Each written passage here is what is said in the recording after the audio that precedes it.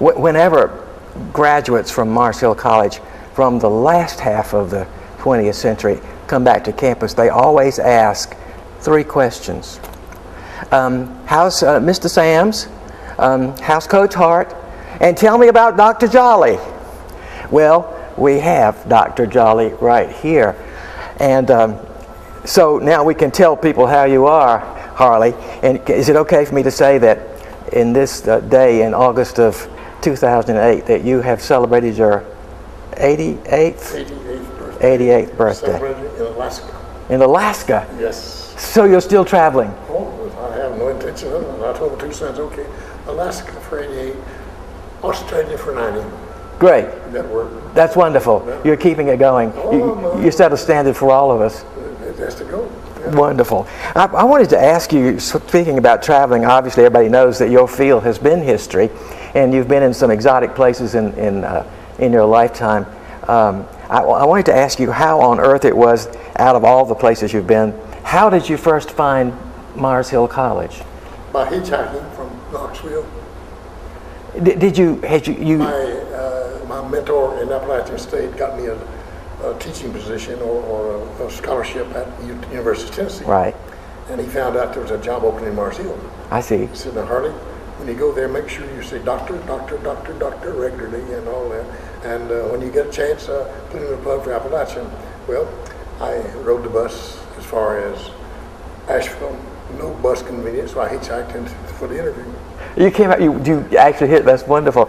Did you know? Did you have an interview set up with Dr. Blackwell at that point? Dr. Blackwell and Dean Lee. Dean Lee, right. Well, you mentioned Appalachian. I know you did your undergraduate work there. Where were you born? How did you get to Appalachian? I got there the hard way, absolutely. I was born in Caldwell County. Right. 1920. Local high school, local elementary school and high school, and then wound up in the military. I had no jobs. There was no jobs available. I graduated in 1937, Kings Creek High School. No jobs basically available. So I wound up in the Civilian Conservation Corps first.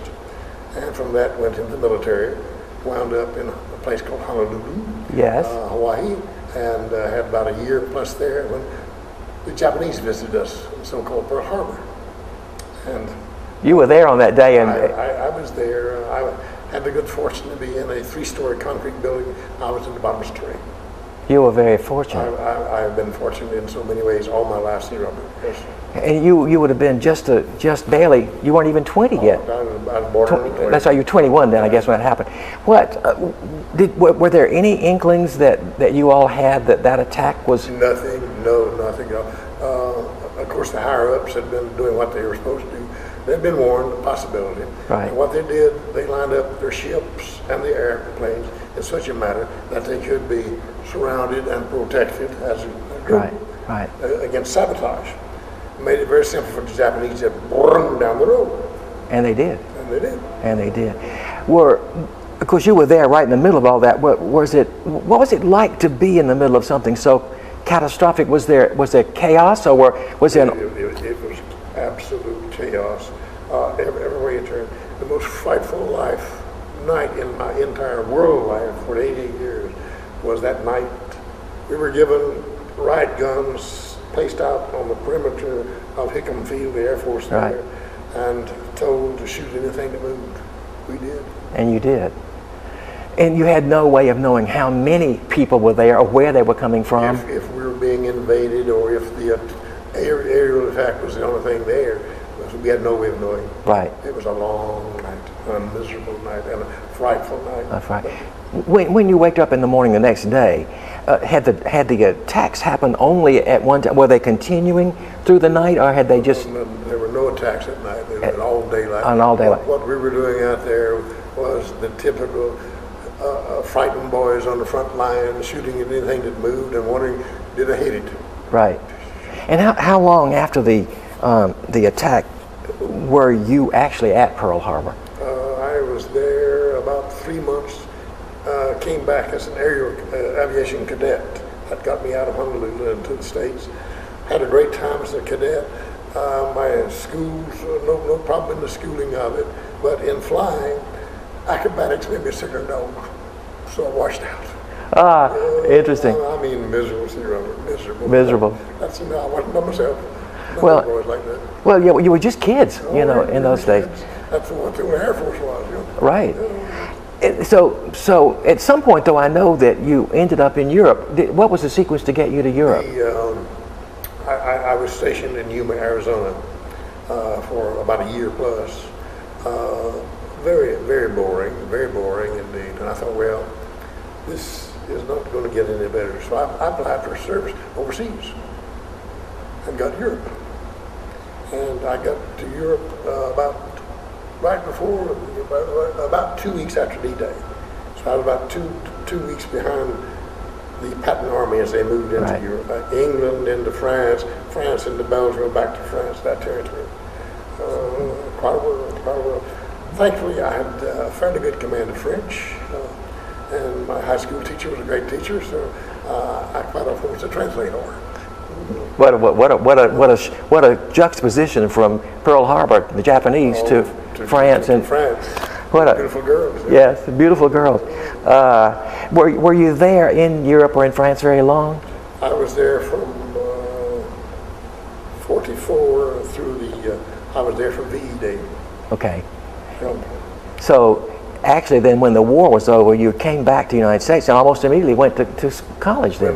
When the war was ending, when VE Day came, the Army had already listed a series of, had devised a system of points. So many points for so many days and so forth, how much you service. Right. I was well established on the point, but I had what's called 109 points, which meant I would be the first to come home. So they sent me back home on furlough, but in my pocket was orders to report for duty for invasion in Japan. Oh, golly. While I was home, Japan was bombed, Japan surrendered. I wired the commanding officer, please send me my discharge. So that was it. Oh, how crazy. Gosh, the timing was just perfect then. Oh, how crazy. Crazy. In the intervening years, because you had those very intense experiences in Pearl Harbor and in France, have you gone back to those places to visit? No, I have. I made political arrangements for my congressman to send my family over. Right. And they had a great tour. We're hosted by Hickam officials and had a marvelous tour where I had been. Right. And Stuart had been back, of course, several times. But I have no real desire to go back. I'd like to go back to France, that sort of thing. And I'm looking at that for a possibility. Great. Where were you in France? I started at the Normandy Beach. Yes. All the way up into Paris. I've had 3 great weekends in Paris, that sort of thing. Then finally on up to the large city called Nancy, France, which is right on the German border, and that's where I was stationed when the war ended. Yeah. Those were great places to be, as far as the cities that people would want to visit in France. Right. Not a fun time to be there in the war, of course. Let me tell a story that has interest for me, and I hope for my listeners. I was walking down the street of Nancy early one morning on April the 12th. I saw a very old senior citizen Frenchman walking down the street, just tears running down his cheek. I touched him and I said, "Pourquoi?" Why? He said, "Il est mort. He's dead." I said, "Qui? Who?" He said, "FDR." And that's how I learned about Mr. President's death. From a Frenchman on the street? Straight crying. Interesting. It's amazing. Interesting. That's history for you. That is history, and that's a wonderful history. I had an occasion to meet Marcel Marceau several years ago, and he was a child during this period in the very same places you're talking about. And he said that for him, he would always love the United States because the United States had come in and had saved France. And he says often today people forget. No, they forgot very quickly. Very quickly. You know. So you had a chance to observe. Did you feel that the French, when you were there, were they appreciative that the United States had come in to help France? Did you get a sense of that? They were delighted we were there and were very kind to us. But when the Battle of Bulge stopped, they boarded all windows, they left the streets, and they were not speaking to us because they feared that the Germans were going to win the Battle of Bulge and come back and shoot them for collaborating. But when the Battle of Bulge was over, the windows opened, the streets were free, and we were back in business. And they were back in business. Interesting. C'est la vie. C'est la vie. And probably for them that was a very real method of survival. They had to think about survival. Let me tell Chrissy, the ugliest thing I've ever seen in my life in the way of womanhood in France when the war was over, the local French rounded up the collaborateurs who had collaborated with the German and shaved their heads and marched them down the street. He thought, ugly Robert. That was Robert Ugly. Oh, I'm sure. Gosh, indeed. That's history. What did they do with those collaborators? They shaved their heads and turned them loose. Oh, they let them go. They were shamed enough that nobody wanted anything to do with them. Right. Has anybody in your history, since you were one of the few people that we would know locally who was at Pearl Harbor, for example, has anybody come back and when doing history books and documentaries, talk to you about your time in the war? Has that happened? Not a great deal. I've been interviewed a couple of times, but not of any stature, any depth. Okay. I was so fascinated when I was doing some research about you to discover that you had this very quick, almost immediate, after you got out of Appalachian and you did your master's in Tennessee, that there was an immediate, you came here immediately. There was no time in between. Again, I had good mentors who knew what was going on academically. Yes. And knew Mars Hill very, very well, and knew about the vacancy and knew the basic buttons to push to get me in the door. Right. So I was delighted to have a job. Tell me about Dr. Blackwell. You know, we all knew him, of course, but what was he like when you first met him? Charming. The very short fellow, but charming, and always so extremely polite. Yeah. So very polite. For years, I taught in the classroom right immediately adjacent to his office, so I taught him a lot of history. He heard a lot, huh? There was no way he could know you were not doing a good job. When you came to the campus, I asked this question to somebody else, was there a sense of culture shock coming here because it was so small and isolated? No, not at all. Remember, I came out of rural Colorado County. So this was not unusual to you? Coming out of Knoxville, of course, it was a change of pace. Right. But I was looking for a job, not the culture shock. Okay, let me ask you this. We know you, of course, through your work in these wonderful things that relate not only to Appalachia, but to the region. What was your focus in history when you were studying? What kind of history were you planning to teach? What was your focus there?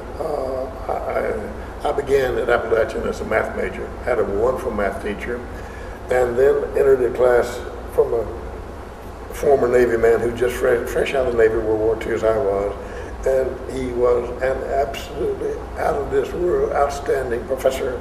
Every third word was a cuss word, but boy could he teach. Never a note, never reference note, chalk on the table, chalk on the board, and just such beautiful lectures indeed. I became his study man. I became his aide. Right. And I observed how he did the thing. He'd come into the office before class, take out his notes and go through them and walk out the door. Notes behind him. Just marvelous. It's on his head. So I tried to emulate him and tried my best to be as good a teacher as he was. I never made it, but I enjoyed it. Oh, you did make it. In fact, when I first came here to teach, one of the first things I heard was about I overheard some students talking about being in your history class, and they were talking to each other about how much fun it was that you had turned history into a vivid experience. And somebody was talking about, oh, he jumped up on the desk and he was, whatever the subject was, and then somebody else said, well, he was impersonating, I think it was Louis XVI, and we really knew who Louis XVI was by the time we got out of that class. When you came here, obviously the school was a junior college. What levels of history were required in those days for the students? Did they take world history and then? Everybody was required to take what was called World Civilization. That was absolutely required for everybody. Indeed. And then most of them took an American history course. So those are two substantials. So, and you probably taught both. Oh yes, no. Everybody taught both. When the college in the 60s, when the college began to move to senior status, I know you went off to school and did your doctoral degree, but were you here when the transition occurred? In other words, were you here when the department was built, the history department was built? How did that happen? From the junior college to senior college status. How did you know what courses and so forth? How did that happen? Again, we had any standard senior college catalog to go by. Oh, you just looked at other schools. Okay, we'll need this course, we'll need this course. We'll have to have a course in historiography. This is built in for history majors. Right. And we'll need a world survey course. we need some colonial. And I said, let me teach a Western history course. And so those are the ways I developed. Basically, as needed at the time, as we enlarged.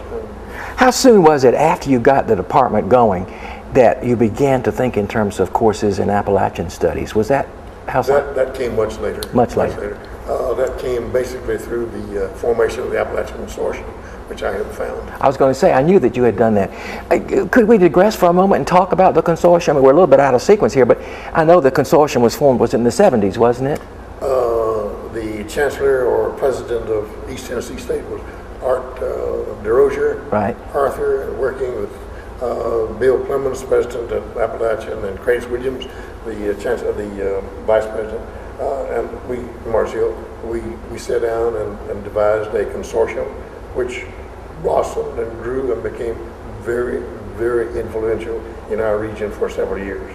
I regret that it has died. It needs reviving. Let me ask you about it. I was very much aware of it and the good work it was doing. I know you all had your consortium press, for example. Right. Am I not right in saying that part of the reason for its forming was that foundations who wanted to give money to colleges were getting duplicate requests, and the consortium helped them to... We had much more power. Yes, as a group. Numerous agencies in unit, varying from the Forest Service, Park Service, the junior college, the senior college, all those, and then as we put it in one unit, we had a much better chance of getting support, and we did. And you did. Why do you think it died, Harley? Let me be honest, poor leadership. Okay. And I think total unawareness of what it was doing by the Appalachian State leadership. Okay. That's my frank opinion. I may be totally wrong. Well, no, that's what I think. Well, and I suppose it's true with anything that is formed, that it depends so much on, as leadership changes, if other leaders pick up from other, you know. It became very expensive for Appalachian. They hosted it. They provided a secretary and so forth.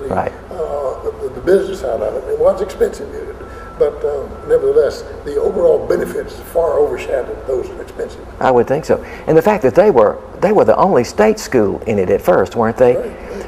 And of course, that's why they probably took, because they had state money that the smaller schools didn't have. Leadership was good of it at the time. So right. Bill Clemens, Craig Williams, impossible to beat. They were just dynamic. They had a sense of region. And they had vision too. They had visions. They really did have vision. Really great. Craig Williams, a Kentucky boy. Bill Clemens, right out of Buncombe County over here, and they were very much aware of what their heritage was and wished to share it and enlarge it. Sure. Right. Was there at the college here? I know the first time I heard about Mars Hill College was when I was in college, and my sense of it, based on the student who was a graduate talking about it, was that it was a small Baptist school in the mountains, and that it was very conservative and that sort of thing.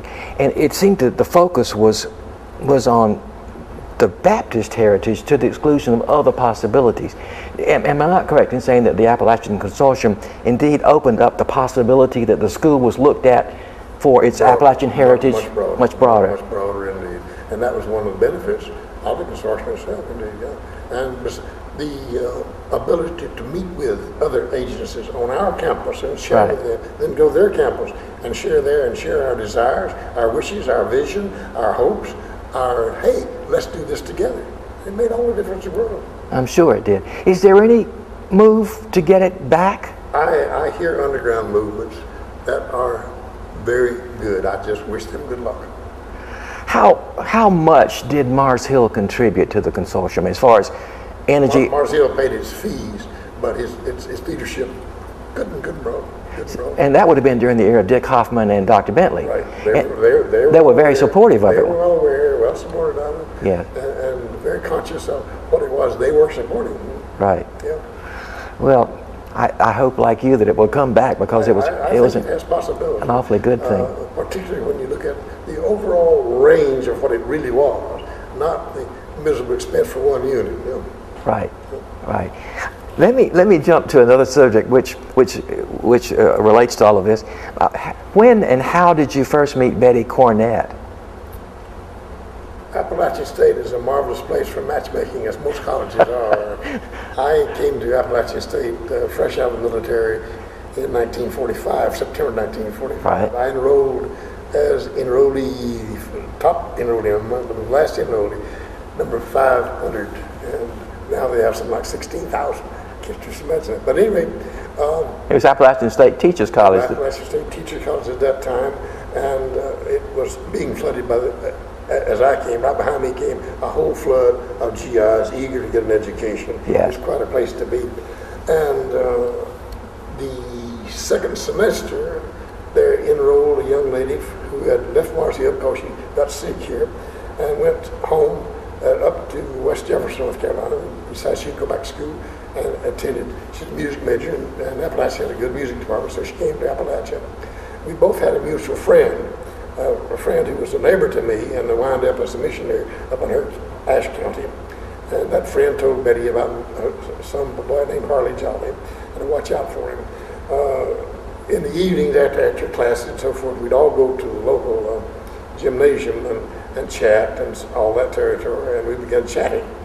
Next thing you know, we're hiking.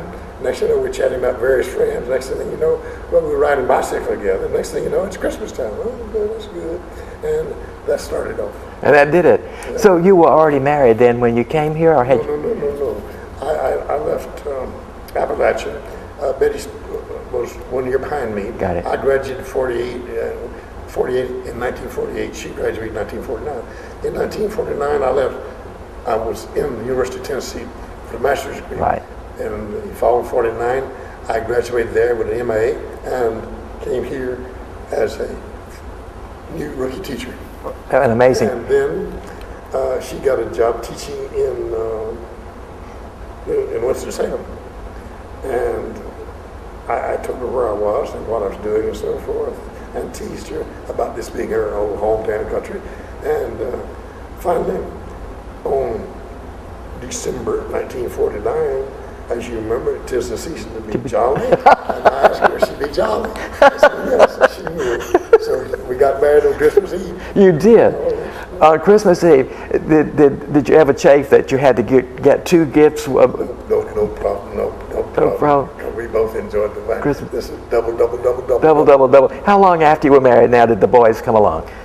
2 years. 2 years. 2 years. Ben came along, and 13 years later. For Stuart. Stuart was my PhD baby. Yes. Absolutely deliberate and enjoying it. Oh, that's wonderful. And Ben is Wachovia executive in Charlotte. Is that right? He is senior vice president of Charlotte for human resources, and is a very, very highly respected young man and talented. We know that indeed. But he is. When came time of my retirement, he's the one who calculated. Where do I put what? How much money? How do I do this? Oh, yes. So I had a built-in assessment there. That's wonderful to have all that kind of good free help. Yes, sir. That's great. And his son just, I believe, graduated from Queens University. Yeah, in Charlotte. So I was the first, so far as I know, of my family to go to college. Now this is the third generation to go to college. Right. Which again, yeah, marvelous. Well, they both went here too, didn't they, the boys? Both got their freshmen. I mean, their Bachelor of Arts here. Right. Yeah. Did you know that? Of course, we were talking about computers earlier. Did you have any clue what they would end up doing in their careers? Oh no. When Stuart told me to give me his man, I said, Stuart, and he said, Dad, that's what I want, and that's what he became. But Ben, his mama wanted him to be a doctor. Right. We finally got him into med school. The first year, top his class. Second year, top his class. Third year, top his class. Fourth year, Dad, this is not for me. Goodness. His mother about died. Honestly, she about died. But instead of just flat out leaving everything, he crossed the hall, picked up an MBA in Chapel Hill, right, and immediately hit the banking business. So with his medical background, perfect. First Union jumped on him, as you well know. That's perfect. And they've had a jewel ever since. Incredible career. That must have been very difficult for both Betty and for him. It was rough. He knew how much she wanted him to be a doctor. But he knew it was not for him. We don't know what changed his mind or what happened. Right. But anyway, he tells me frequently, I'm so glad. It's great. Well, he's happy, and that's the important thing. That's the important. That is the key. How long before Betty came to teach at the college? When we married, that was in '49, she came to Mars Hill and got a job teaching in Asheville. And she taught there a couple of years, then came here as assistant librarian. She went to Appalachian for a master's degree and had a professor named HarleyJolley as one of her teachers. Oh, that was a go. You remember my little morning quiz? Yes. From home in West Jefferson to the classroom in Boone, trying to find out what the questions would be. And her classmates would cooperate her and try to evoke what the questions Yes. were. That was hilarious. Oh, absolutely hilarious. They gave me a rough time. We all enjoyed it. Had a great class. I bet that was fun. And then with her, she got her master's in history. Dean Lee very quickly assigned her to the history department. Good. Great. So that was wonderful. You both were in the same department. Was it unusual at the college to have two faculty people in the same department? Not necessarily. I know that there were other, people with other departments, but in the same department. What was it? Did Dr. Blackwell encourage you after you had been here for a while to go back for a doctorate, or was that your own idea? It was my own, because I knew from experience in the academic world that the union card and the only union card was a PhD. Yes. Without it, I wouldn't have had a chance. Promotion would not have been there. Anything else would not have been there. Right. And it's the open doors. You're right. You're absolutely right. Tell me, what was it about Florida State that attracted you to go there? Free tuition. Ah! I applied for a scholarship, and one of the professors down there, the head of the department, was from Chapel Hill originally. Oh. I taught at Chapel Hill, so he made sure I got the teaching assistant thing, and they finally wound up getting me a full scholarship. So all I had to do was go to school. Just go to school. Nice to have buddies. That's great. And did Betty go with you, or did she stay here during She stayed here and paid the bills. And so you commuted back and forth during that period. How long did it take you to do that doctorate? I think 3 years. That's probably 64, 69. Yeah. Yes. 69. I had the degree in hand and all that, so I know that was taken. So yes, right. You were here. Did you know Dr. Moore at all? See, Robert, I saw the man. I saw him on campus with the Celluloid College and knew who he was. But by the time I was coming in, he was well gone on the way for retirement, and seldom seen on campus. So I never had the personal experience of meeting with him or chatting with him. And his wife also, I think, was very, very important in business, the business office, here on campus. You were one of the few people who had the opportunity to know all the presidents in the 20th century. We've talked about this. It's amazing to me, that in that period. Nice to be long-lived. Well, it's wonderful, first of all, that you find presidents who stay that long. Right. Dan Lunsford said not long ago, he said that era is long gone. Nobody will do that anymore. Did you teach Max Lennon during the time he was here as a student? So you got to know him as a student. Oh, yes. And so you knew him. And Dr. Lunsford also. That's right. Dan spoke about your teaching him. He said he was terrified of what kind of exams you were going to give him. He said that in public. Yes, he has said that. I've heard him say that. What was it like? You were here then through essentially two major administrations, Dr. Blackwell and Dr. Bentley. What was the character? How were they different in feeling and way of doing things? Dr. Blackwell basically was the administrator during the junior college portion. And as a junior college, we ranked extremely high nationwide. Right. Our graduates could go anywhere, they could transfer anywhere they applied, and they were highly respected. I was debate coach for several years there in that period. Right. We were junior college, but we were invited to senior college, and we quite frequently ripped to junior college and senior college and won high honors, first place in a wide category of speaking, eulogies, the usual things in public speaking. And Mars Hill did a great job. I was totally unaware of what we were doing. I thought it was just routine, but that's the way it worked out. But that was Dr. Blackwell's era. And then when Bentley came in, we were just beginning, of course, as a senior college. We never have reached the status as a senior college as we had as a junior. And I regret that. I had high hopes, but the competition is much greater. Right. We're surrounded by state colleges We're surrounded by universities, and it's a rough go for a small private school to make nationwide and be ranked anywhere in there. Yeah. I've heard that said before, that the status or the level of respect for Mars Hill as a junior college did not translate as easily going to the senior level. Oh no, it did not, and we regretted that. We labored individually as faculty members to do our utmost best, but it didn't ring any bells outside the circles. Right. Everywhere I've heard when students left here and they'd go, say, for example, to Wake Forest, and the professors there would see, oh, he came from Mars Hill, he's fine, he'll be fine.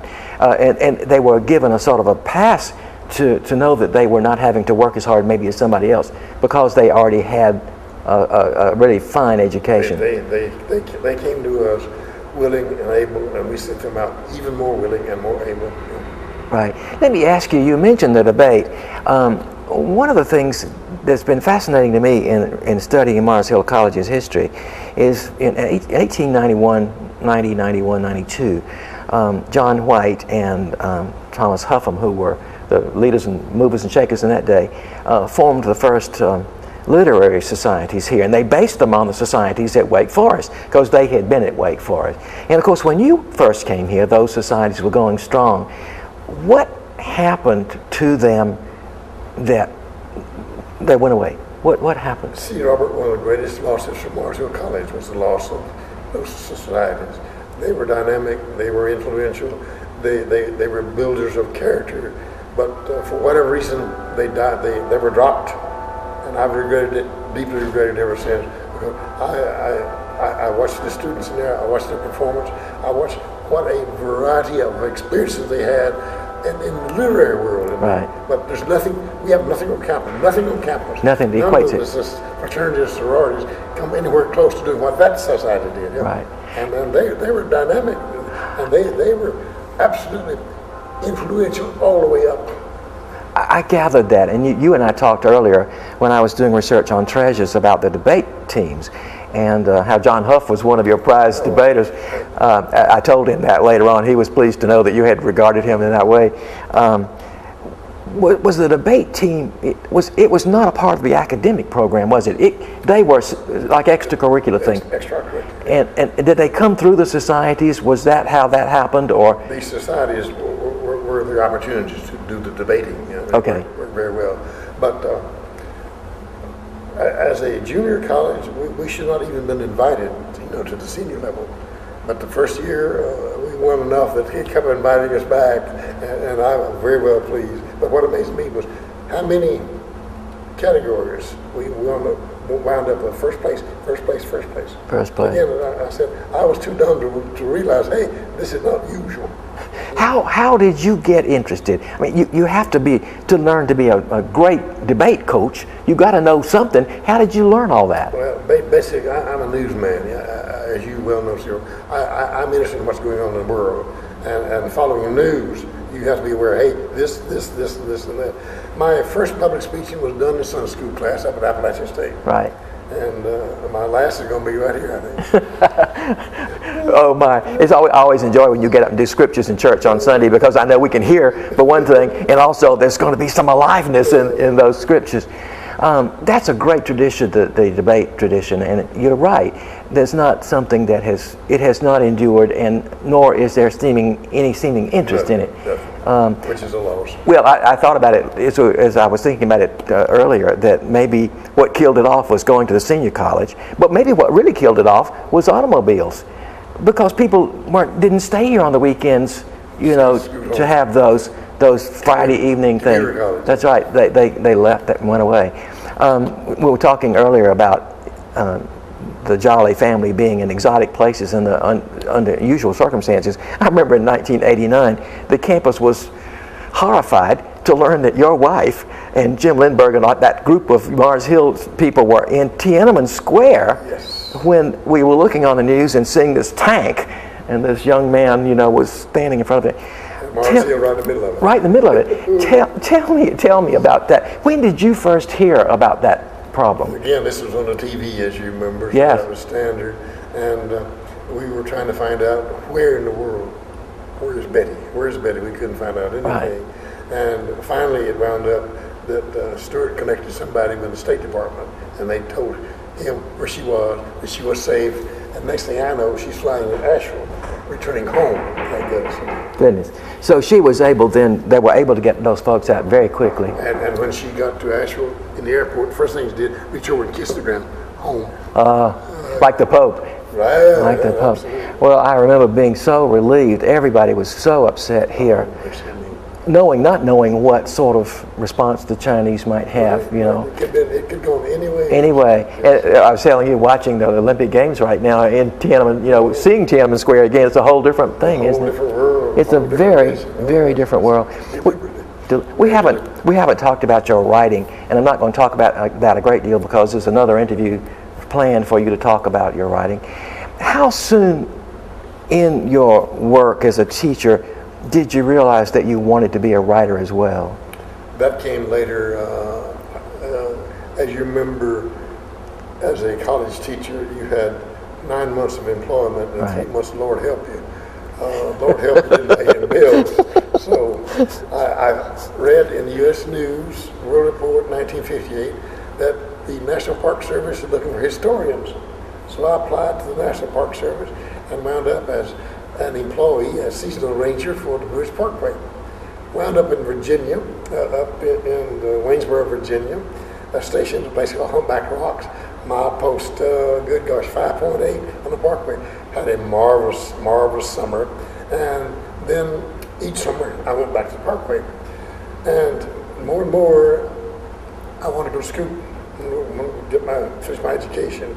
And I said, okay, I did an article for the Tar Heel magazine and did it on the Red Hand and Dixie, the Gastonia strike of the 1930s.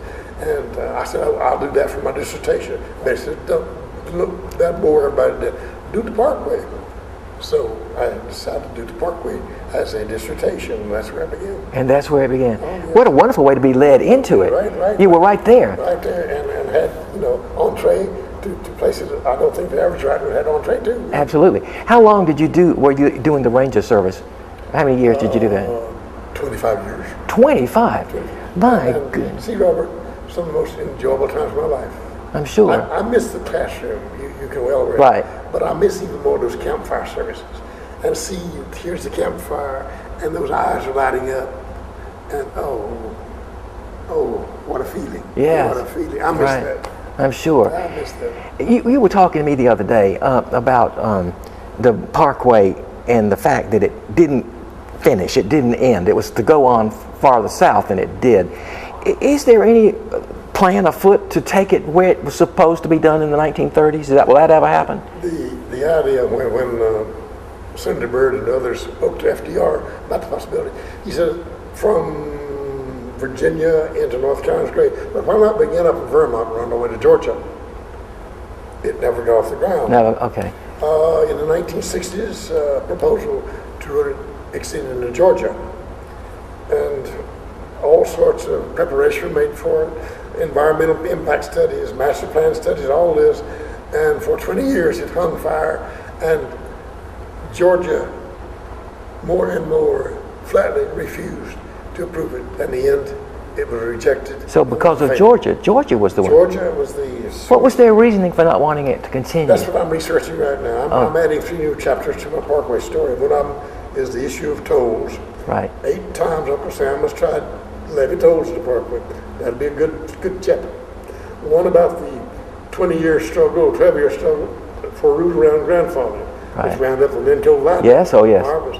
And then the proposed extension of Georgia. And that's going to be a dilly. That's going to be a dilly. Because it all sorts. I was amazed at the variety of protests. From a high school kid all the way up to great grandmother. What was the rationale for the protest? We don't need it.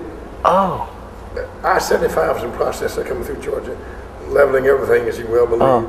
They said, we only have one ridge, we don't ruin that. We only got one Appalachian Trail, you ruin that. We don't want it. We don't want to win in that fashion. and what a weird thing. You were talking about the tolls. I had never heard that until you mentioned it. Most people haven't. it would kill a lovely thing, it seems to me. Why? Is it because they want the money to help upkeep? Oh, it's tolls are standard. You're in a national park, you Right. have a fee to pay. Right. The Skyline Drive, which pioneered that thing, you're on the Skyline Drive, you pay a fee to go in. Right. But the extension from Skyline Drive to the Great Smokies was done with the idea, when it was first proposed, North Carolina said, we're interested, but if it's tolled, we're not interested.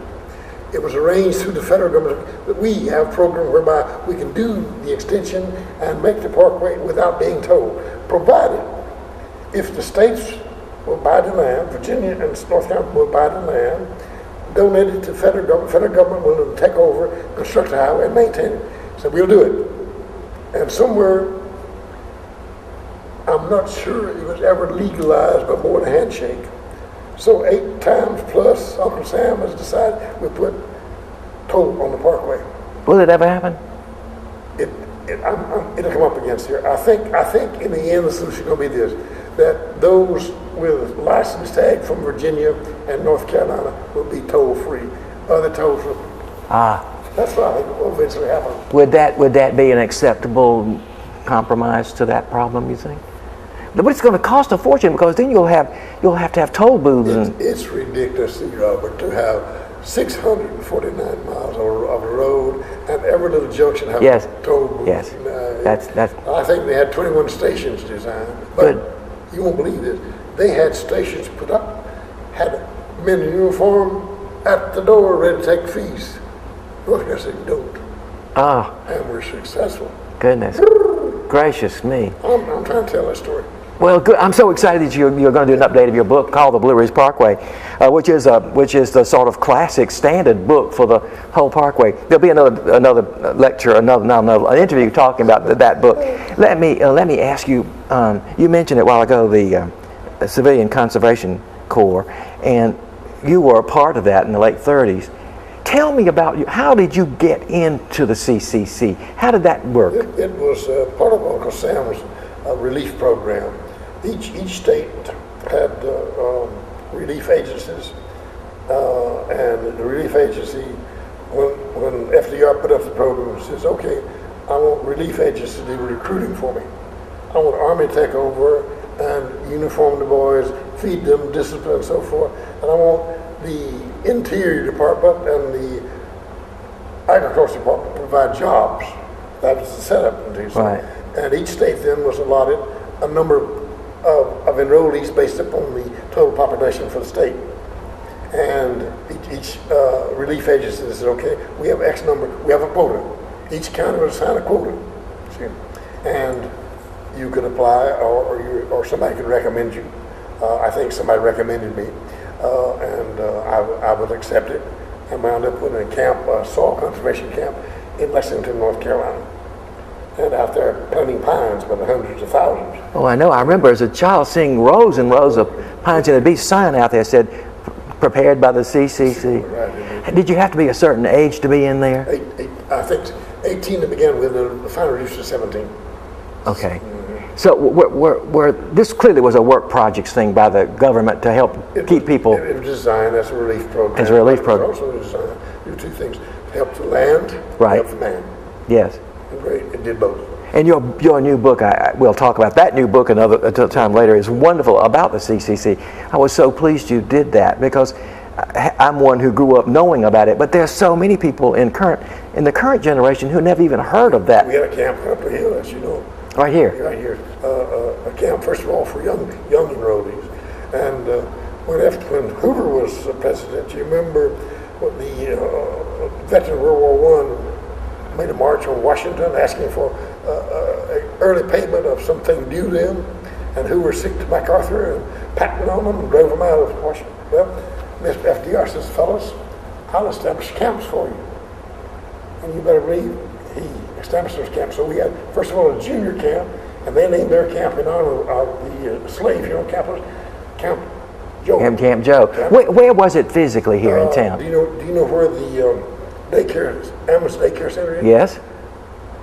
The third house down, there are about 5 houses sitting on the side right there. And it was physically right there. So it was here in town. But when the veterans moved in, they quickly dropped the name Old Joe and named it Camp Robert E. Lee. Robert E. Lee. Yes. How long did the CCC program last? Began in 33, ended very shortly after Pearl Harbor, ended in July 42. I guess the war ended it by virtue of The war was an automatic death. Yeah, right. Everybody had to go fight in the war. There was no question about that. There was no question about that. As you were writing, did you find? I know you continued to teach until what, 91? Did you find that your writing, were you having to do it in summers, or were you able to take a course or term off here and there and do writing, or was it always? It was a sandwich in between. Get my lecture notes together, get the classroom ready, and then any spare time I could go ahead and do some review or some search on, well, whether it's Parkway or the CCC, whatever it is. Right. And the CCC was very extended, long time. What I know you're going to do an update of your Blue Ridge Parkway book, but what projects have you out there that you're very excited about for the future? Have you got other projects you want to do as a writer? When I finish this revision of the Parkway, the Woody chair is giving me a rocking chair. Yes. As part of my retirement program, and I'm going to sit in a rocking chair. Oh, good for you. You know, I told Dr. Lunsford I was so disappointed that he gave his collection of papers to UNCA. I thought they really should have come to Mars Hill. He made wonderful things, didn't he? Yeah. Well, you know, he was a World War veteran. He and I are the same age, have many memories of World War II. Right. And we're hoping to be able maybe to go together and visit our service over there in World War II. Yes, why not? That would be great. Fascinating man. You were here all these years since the late 40s. You spent a whole lifetime in Mars Hill. What do you think the college brought to you in the way of enriching your life? What did it do for you? I received repeated offers to go to other universities and teach. Offered to go back to Appalachian, offered to go to the University of Tennessee and so forth. I told Betty, I said, no, wait. We'll get an offer to go to Honolulu and we'll go. Well, the offer came as an Army historian. I evaluated it, and for my two boys, I said, no, let them finish school here. Mars Hill's a great community for the boys grew up in. So I turned it down. I haven't regretted it one bit. Haven't regretted it a bit.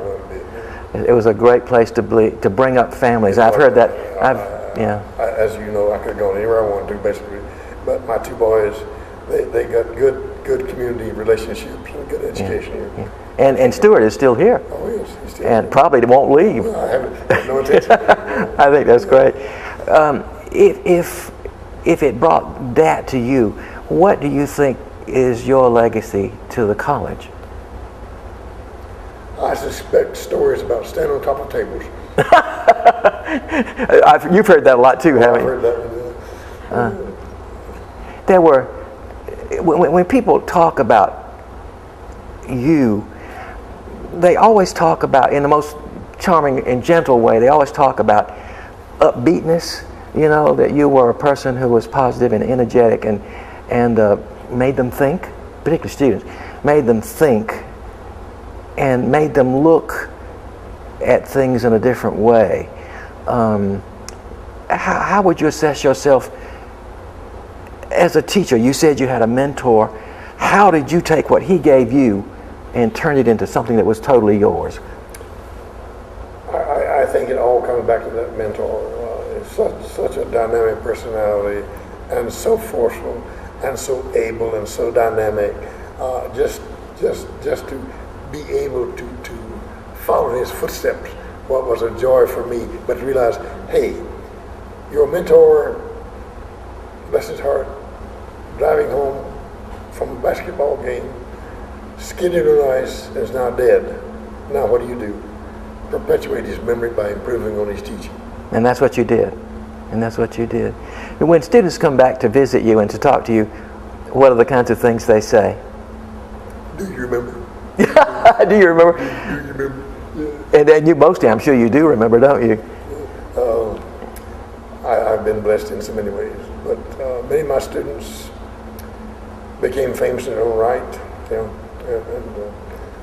and most of my debaters did exceedingly well. Steve Blackwell was one of my debaters, for example. You know. Yes. Others are out there becoming medical doctors, becoming this and that, lawyers and whatnot, and I'm highly pleased with the results. But when I look across the board, I told Betty, you don't have to worry about me much.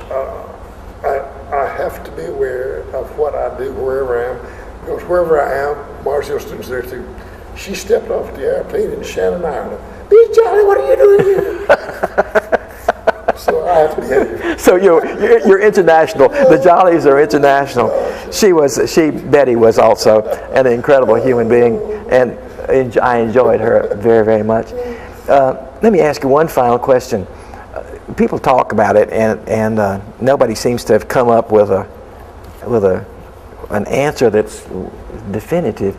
What do you think is this thing that seems to permeate Mars Hill? People are always saying there's something here. What is it? Part of it goes back to those societies. It was a different social link than ordinary colleges have. Right. And we built on that.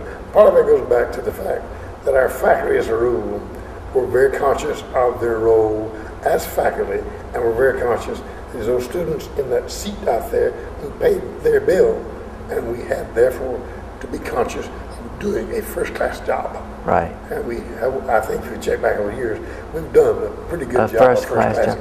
So if I hear you, you are saying that much of it had to do with quality and expert teaching, so that students picked up on that, and it was sort of like it fed back on itself. There was an energy that came out of fine teaching. A mutual respect. And mutual respect. When I would have my orientation for my first classes, my comment always to them was, I promise you one thing and one thing only.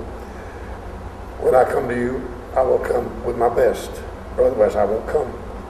And you did. And then one little girl, bless her heart, one student says, Mr. Jolley, I have a bone to pick with you.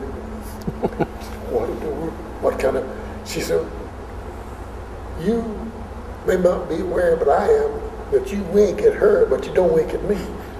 I said, I forgot to tell you, I have a wink that's automatic.